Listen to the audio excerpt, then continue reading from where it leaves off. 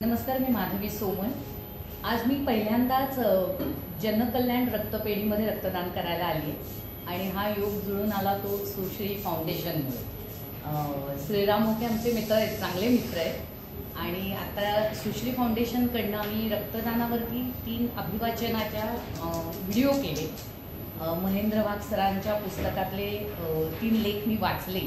अतिशय अप्रतिम लेख लिहिले, त्यांचे इथले अनुभव अतिशय छान आहेत आणि त्यातला सगळ्यात महत्त्वाचा मुद्दा मला आवडला की रक्तदान म्हणजे ही गोष्ट एक अशी आहे ना की ह्याला आपल्याला पैसे नाही पडत, ती आपल्यातच असते।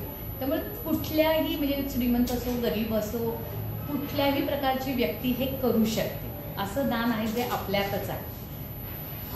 रक्तदान मी तर वयाचं म्हणजे बरोबर 18 वर्ष मला पूर्ण झाली आणि त्या दिवशी पहिल्यांदा मी जाऊन रक्तदान केलं आणि त्यानंतर मी अनेक वेळेला रक्तदान केले। वर्षातनं 2दा तरी रक्तदान करायचं हा माझा नियम आहे।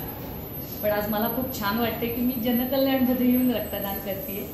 त्यानिमित्त मानसी मॅडमकडनं मला हे काम कसं चालतं हे मला कळलं। नाहीतर आतापर्यंत कसं शिबिरात फक्त जाऊन रक्तदान करायचं आणि बाहेर पडायचं सर्टिफिकेट घेऊन, पण इथे सगळी मशिनरी बघायला मिळते आणि हे सगळं काम कसं चालतं, काय लेव्हलला चालतं हे मला त्यामुळे आज कळलं। धन्यवाद।